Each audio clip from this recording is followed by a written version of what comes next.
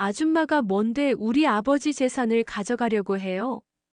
남편 장례식장에서 전처 자녀가 제게 던진 말입니다. 저는 5년 동안 암 투병하는 남편을 간병했습니다. 밤낮 없이 병원을 오가고 대소변까지 받아냈죠. 그런데 남편이 세상을 떠나자 저는 순식간에 유산을 노리는 여자가 되어버렸습니다.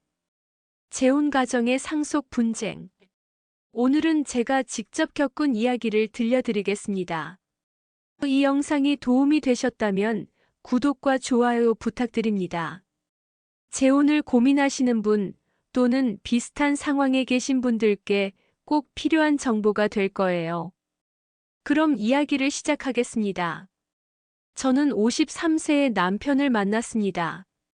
첫 결혼은 30대 초반에 이혼으로 끝났고 혼자 딸을 키우며 20년을 살았습니다. 재혼 같은 건 생각도 못했죠. 그런데 지인의 소개로 그분을 만났습니다.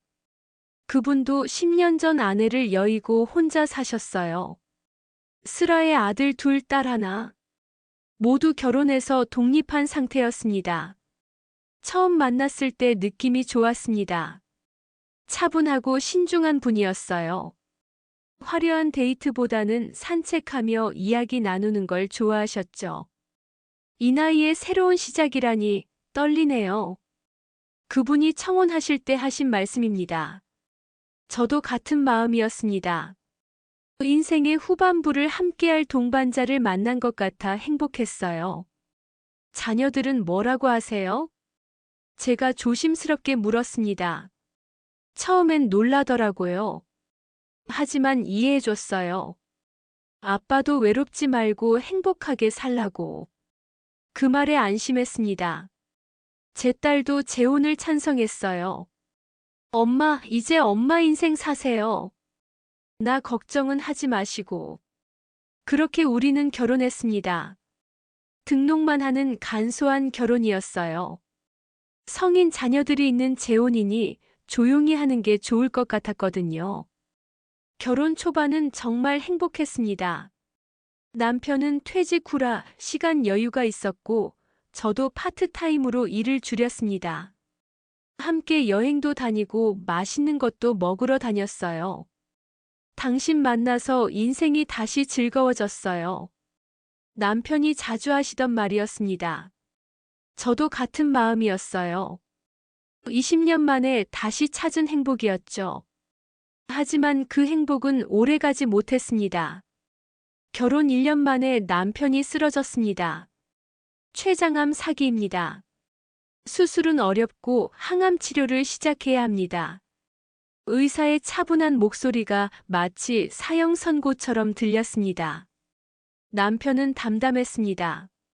각오는 하고 있었어요. 요즘 속이 안 좋더라니 역시나. 걱정하지 마세요. 제가 옆에 있을게요. 저는 남편의 손을 꼭 잡았습니다. 그날부터 저의 간병 생활이 시작되었습니다. 처음 몇 달은 항암 치료가 주였습니다.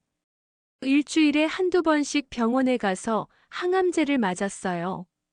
남편은 구역질에 시달렸고 머리카락이 빠지기 시작했습니다. 미안해요. 결혼하자마자 이런 꼴을 보여서. 남편은 늘 미안해했습니다. 무슨 말씀이세요? 병은 누구나 걸릴 수 있는 거예요. 함께 이겨내요. 하지만 마음속으론 두려웠습니다. 정말 이길 수 있을까? 자녀들은 어땠을까요? 큰아들은 서울에서 회사를 다녔고 작은아들은 해외에 있었습니다. 딸은 지방에서 아이 둘을 키우고 있었고요. 처음엔 자주 병문안을 왔습니다. 아버지, 괜찮으세요? 필요한 거 없으세요? 하지만 시간이 지나면서 발길이 뜸해졌습니다. 큰아들은 한 달에 한 번, 작은아들은 명절 때나, 딸은 두세 달에 한 번. 그마저도 잠깐 들렀다 가는 정도였죠. 이해는 했습니다. 다들 바쁘니까요.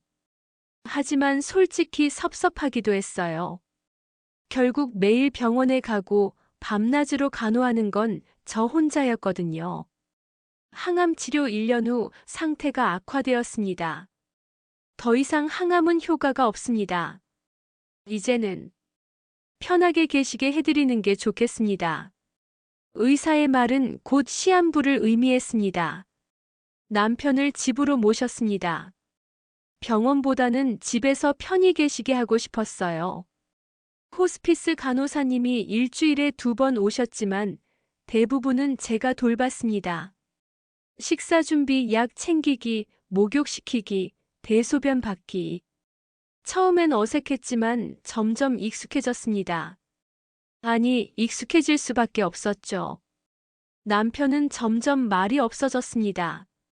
통증 때문에 잠도 제대로 못 주무시고 식사도 거의 못 하셨어요. 미안해요. 당신 인생을 이렇게 만들어서. 남편이 가끔 중얼거렸습니다. 그런 말씀 하지 마세요. 우린 부부잖아요. 하지만 남편의 눈빛에서 죄책감이 느껴졌습니다. 그렇게 4년이 흘렀습니다. 결혼 5년 만에 남편은 제 품에서 마지막 숨을 거두셨습니다. 사랑했어요. 고마웠어요. 그게 남편의 마지막 말이었습니다. 저는 남편의 손을 놓지 못했습니다. 5년 동안 함께했던 시간이 주마등처럼 스쳐 지나갔어요. 장례는 조용히 치렀습니다. 3일장. 아들, 딸들이 상주로 서고 저는 뒤에서 조문객을 맞았습니다. 그때까지만 해도 저는 몰랐습니다. 진짜 싸움은 장례가 끝난 후부터 시작될 거라는 걸. 장례를 치른 지 일주일 후 큰아들에게서 전화가 왔습니다. 이모님, 이번 주말에 시간 되세요? 가족들이 다 같이 모여서 이야기 좀 해야 할 것 같아서요. 이모님이라는 호칭이 묘하게 거슬렸습니다. 결혼 5년 동안 한 번도 그렇게 부른 적이 없었거든요. 항상 어머니라고 불렀는데 말이죠. 무슨 이야기인데요? 상속 문제요. 아버지 재산 정리해야죠. 차가운 목소리였습니다. 약속된 토요일, 저는 큰아들 집으로 갔습니다.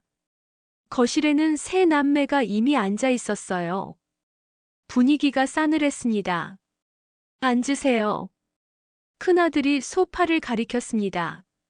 제 자리는 따로 준비되어 있었어요. 마치 신문을 받으러 온 사람처럼.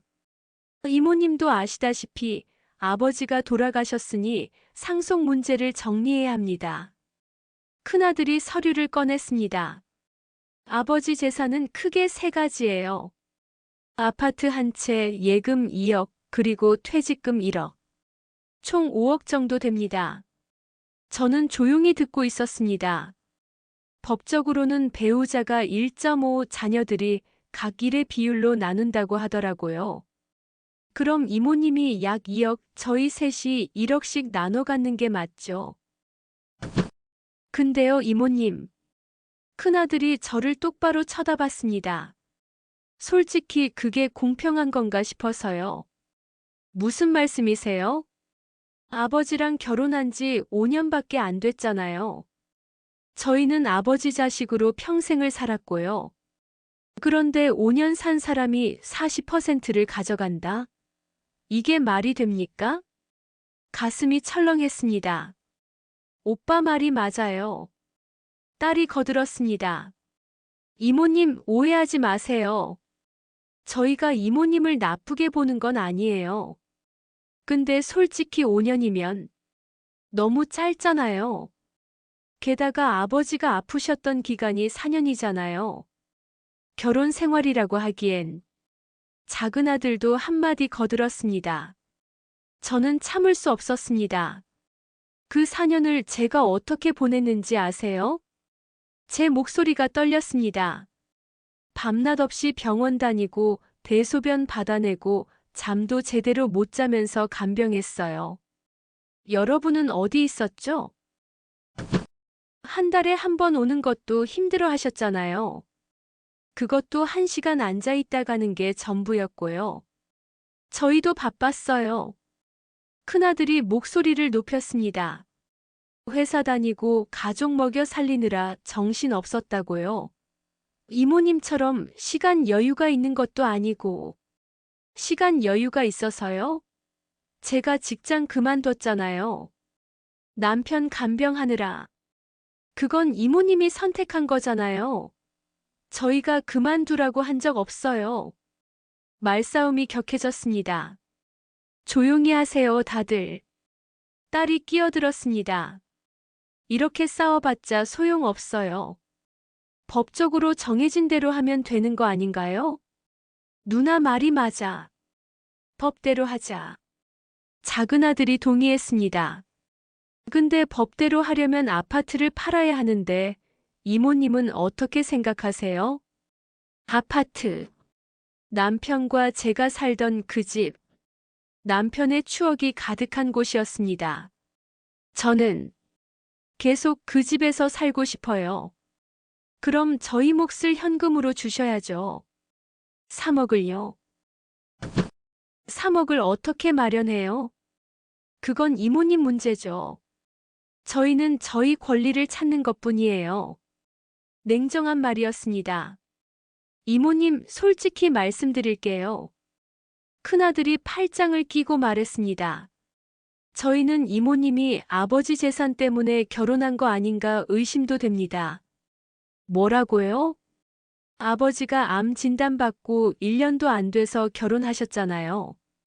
혹시 그것도 알고 계셨던 거 아니에요? 그 말에 머리가 하얘졌습니다. 말도 안 되는 소리 하지 마세요. 남편이 아프다는 걸 저도 결혼 후에 알았어요. 증거라도 있어요? 증거요? 이모님이 재산 때문이 아니었다는 증거요. 저는 말문이 막혔습니다. 어떻게 그걸 증명하죠? 사랑을 어떻게 증명하나요? 그리고요, 간병하셨다고 하는데. 딸이 스마트폰을 꺼냈습니다. 제가 찾아보니까 간병인 고용하면 한 달에 300만 원 정도 든대요. 4년이면 1억 4천 정도. 그 정도면 충분히 보상받으신 거 아닌가요? 집에서 공짜로 살았고 생활비도 아버지가 되셨잖아요. 제 간병을 돈으로 환산하는 모습이 충격적이었습니다. 저는 간병인이 아니에요. 아내였어요. 그래도 결혼한 지 5년밖에 안 됐잖아요. 결국 모든 게 5년으로 귀결됐습니다.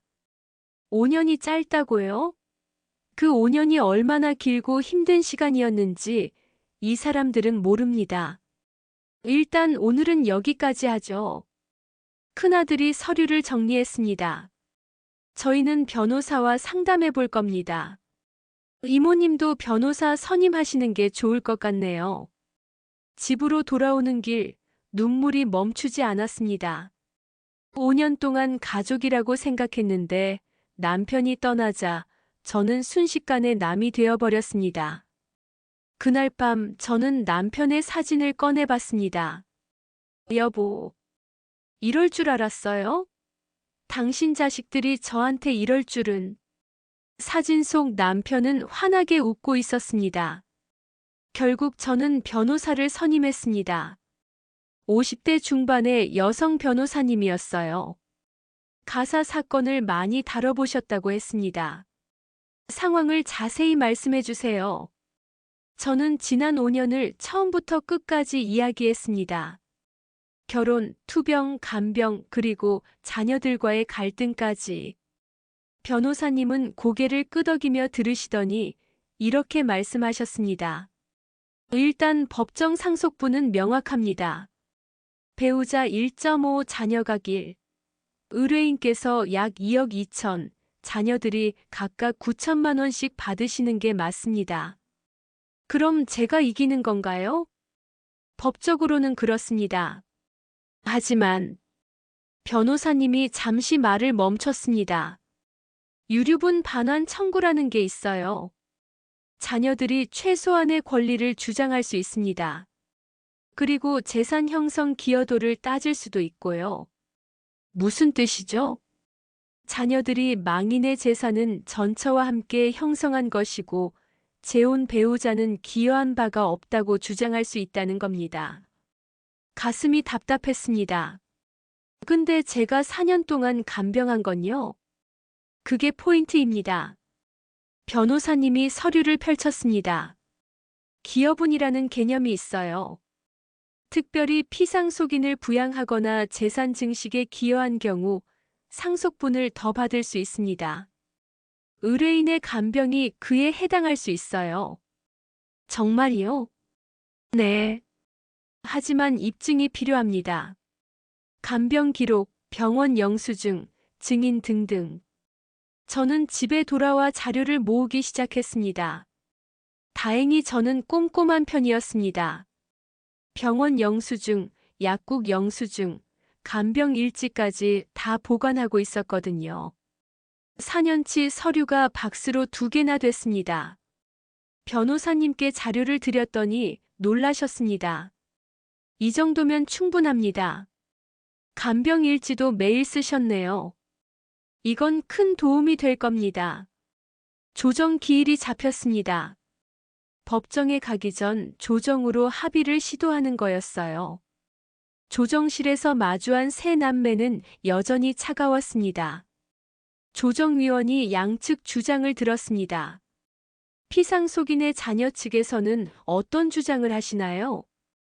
재혼 기간이 5년으로 짧고 그중 4년은 투병 기간이었습니다. 실질적인 부부 생활은 1년에 불과했고 피상속인의 재산은 전처와의 혼인 기간 중 형성된 것입니다. 따라서 법정 상속분을 그대로 적용하는 것은 부당합니다. 큰아들의 변호사가 또박또박 말했습니다. 배우자 측 주장은요? 의뢰인은 4년 동안 전적으로 피상속인을 간병했습니다. 직장까지 그만두고 24시간 곁에서 돌봤습니다.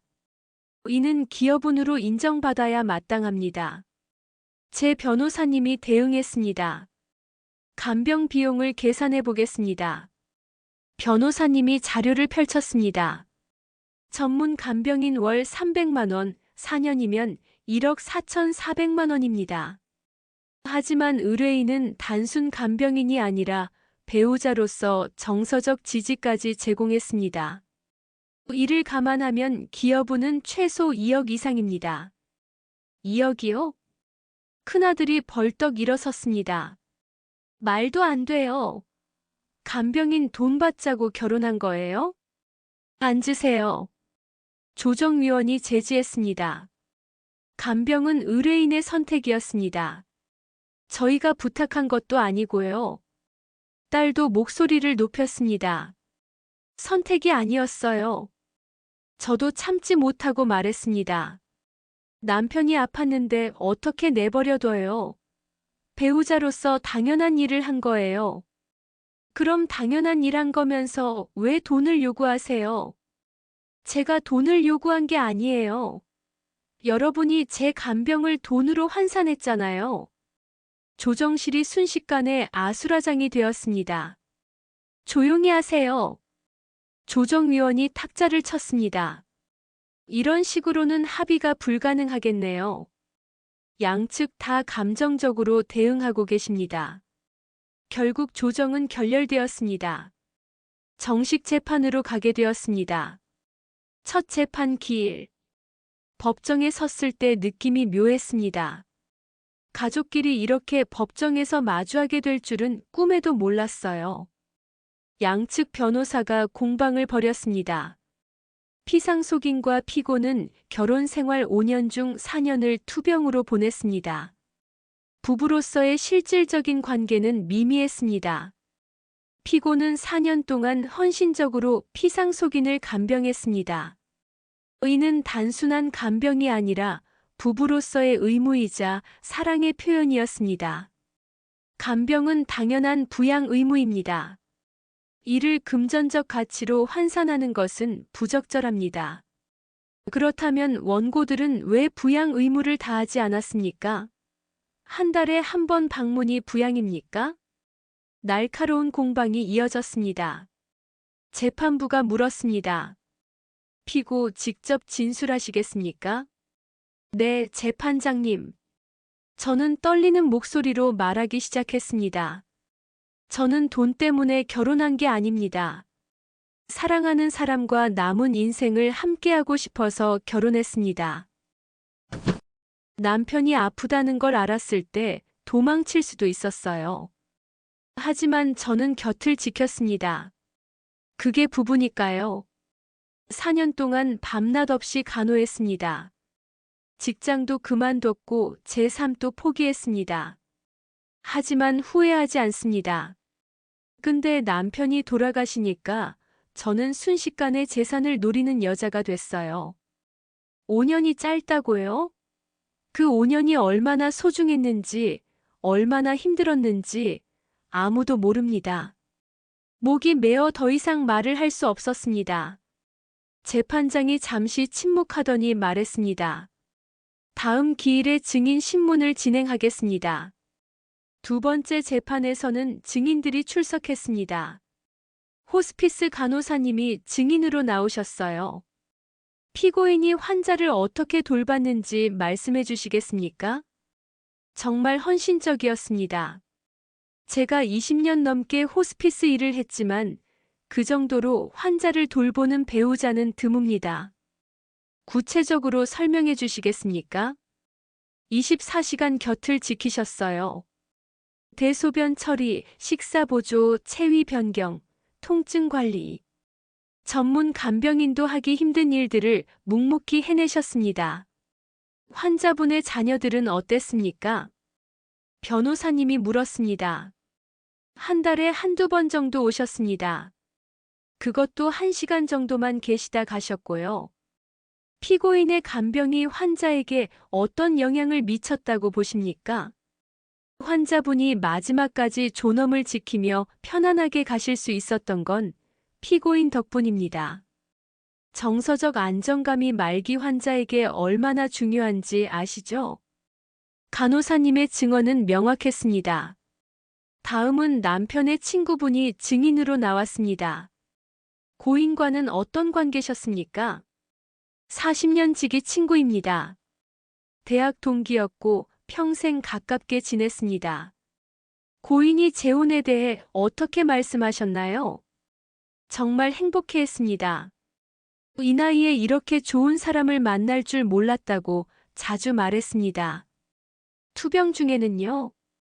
피고인에게 정말 미안해했습니다. 결혼하자마자 이런 짐을 지게 해서 너무 미안하다. 나 때문에 저 사람 인생이 망가졌다고 울면서 말했습니다. 친구분의 목소리가 떨렸습니다. 고인께서 유언 같은 걸 남기신 적은 없습니까? 돌아가시기 한 달 전쯤 저를 불러서 이렇게 말했습니다.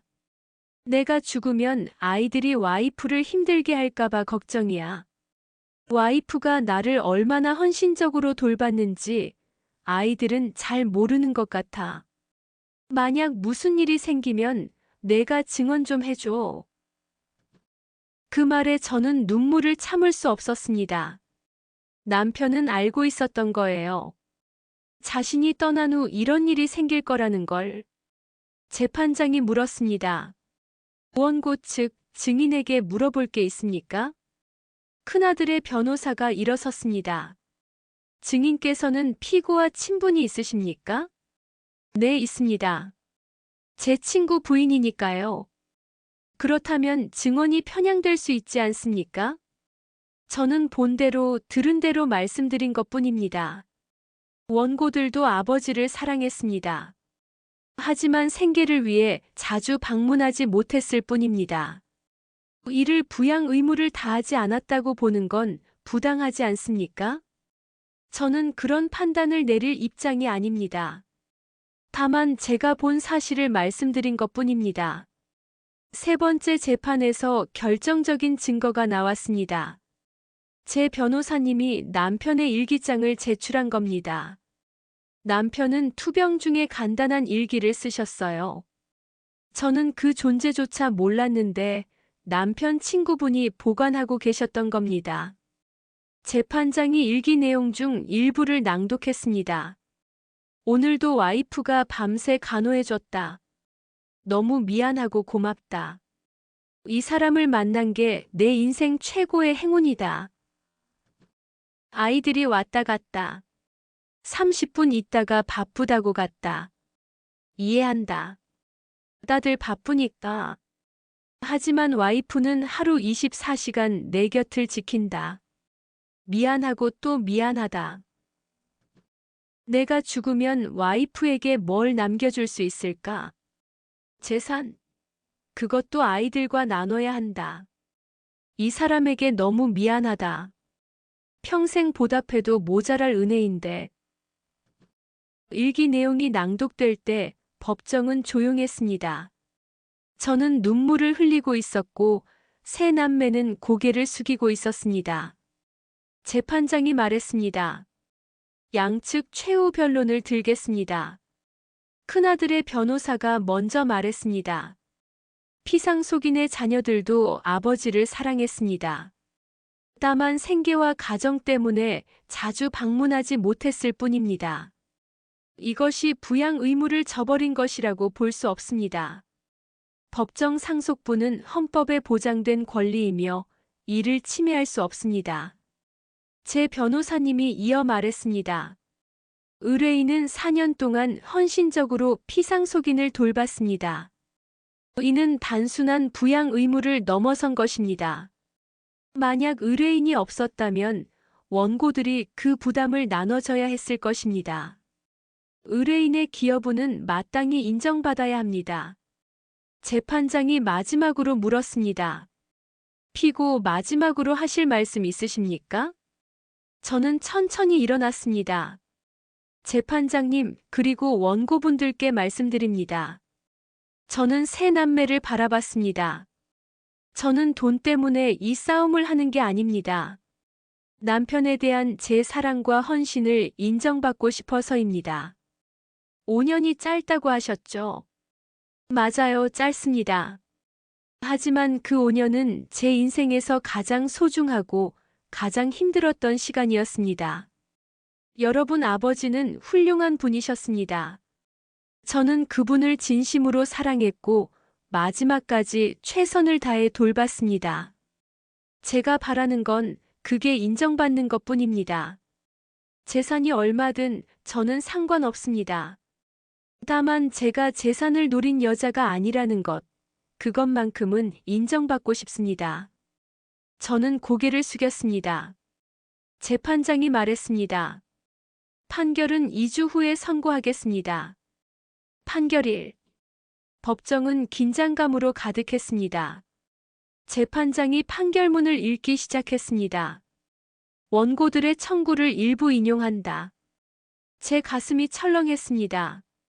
피고의 기여분을 인정하여 상속 재산 중 5천만 원을 추가로 지급한다. 따라서 피고는 총 2억 7천만 원, 원고들은 각 7,500만 원씩 상속받는다. 기여분이 인정된 겁니다. 피고는 4년 동안 헌신적으로 피상속인을 간병했으며 이는 단순한 부양 의무를 넘어선 특별한 기여로 인정된다. 다만 재산 형성 과정에 직접적으로 기여하지 않았으므로 기여분은 제한적으로 인정한다. 재판장이 판결문을 내려놓고 말했습니다. 가족 간의 분쟁은 법으로 해결할 수 있지만 상처는 법으로 치유할 수 없습니다. 양측 모두 고인을 사랑했다는 사실을 잊지 마시기 바랍니다. 판결은 끝났습니다. 법정을 나오는데 딸이 저를 불렀습니다. 이모님, 죄송해요. 저희가 너무 심했던 것 같아요. 딸의 눈에 눈물이 맺혔습니다. 아버지 일기 읽으면서 많이 반성했어요. 저희가 얼마나 이기적이었는지. 큰아들과 작은아들도 다가왔습니다. 저도 사과드립니다. 큰아들이 고개를 숙였습니다. 돈 문제 때문에 눈이 멀었던 것 같아요. 이모님이 아버지를 얼마나 정성껏 돌보셨는지 저희가 모른 척했던 거죠. 작은아들도 말했습니다. 해외에 있다는 핑계로 자주 못 왔던 게 후회돼요. 이모님한테만 떠맡기고 저는 복잡한 심경이었습니다. 저도 여러분 입장을 이해 못한 건 아니에요. 돌아가신 분의 자녀로서 아버지 재산을 지키고 싶은 마음도 알아요. 그래도 저희가 너무했어요. 딸이 제 손을 잡았습니다. 이모님 아니, 어머니, 용서해 주세요. 어머니라는 호칭에 눈물이 났습니다. 저도 감정적으로 대응해서 미안해요. 우리는 법정 복도에서 한참을 울었습니다. 며칠 후 우리는 남편 산소에 함께 갔습니다. 5 식구가 함께 묘 앞에 앉았습니다. 아버지, 저희 왔어요. 큰아들이 먼저 말했습니다. 아버지가 걱정하셨던 일이 일어났어요. 저희가 어머니를 힘들게 했습니다. 정말 죄송해요. 딸도 말했습니다. 아빠 일기 읽었어요. 아빠가 얼마나 어머니한테 고마워했는지 알았어요. 저희가 부족했던 걸 어머니가 채워주셨네요. 저도 남편에게 말을 걸었습니다. 여보, 힘들었지만 이겨냈어요.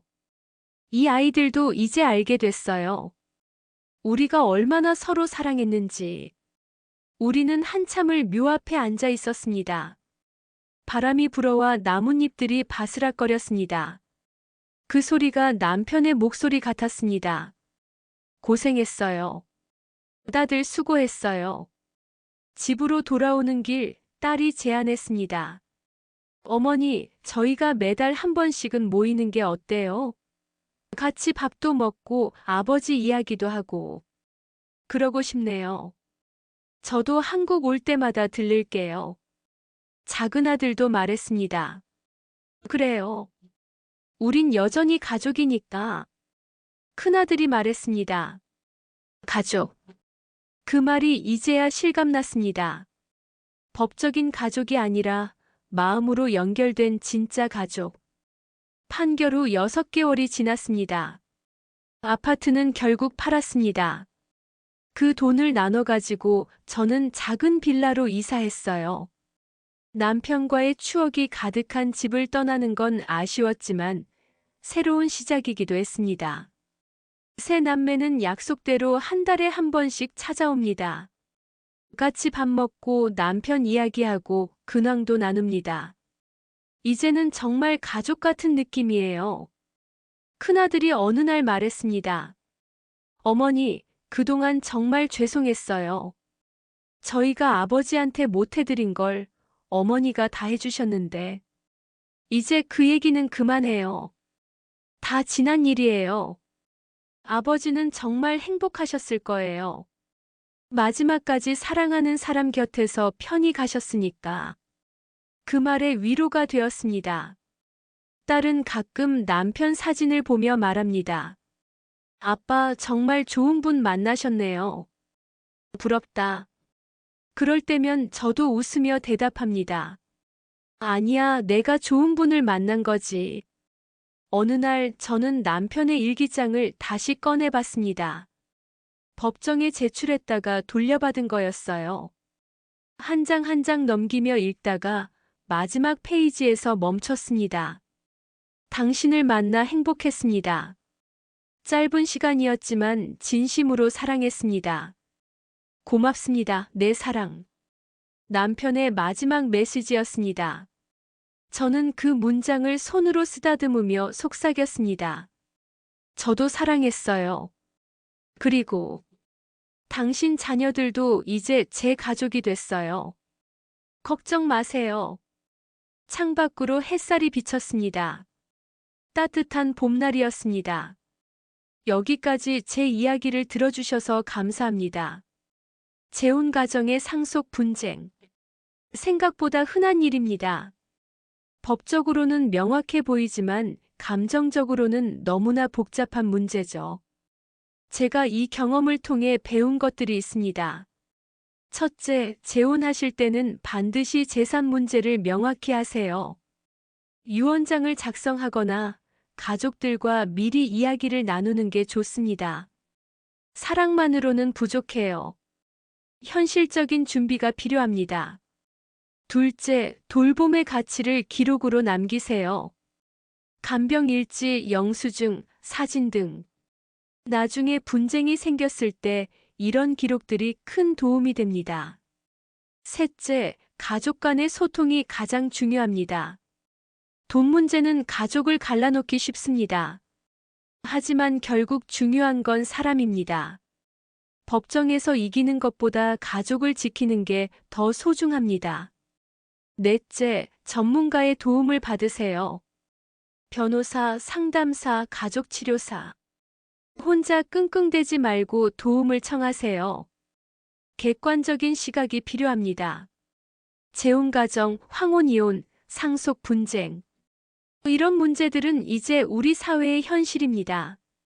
부끄러운 일도 숨겨야 할 일도 아닙니다. 현명하게 준비하고 솔직하게 대화하고 서로를 이해하려고 노력한다면 충분히 해결할 수 있습니다. 혹시 지금 비슷한 상황에 계신 분이 있다면 이 말을 꼭 전하고 싶습니다. 당신은 잘못하지 않았습니다. 사랑한 것도 돌본 것도 권리를 주장하는 것도 잘못이 아닙니다. 다만 방법을 찾아야 합니다.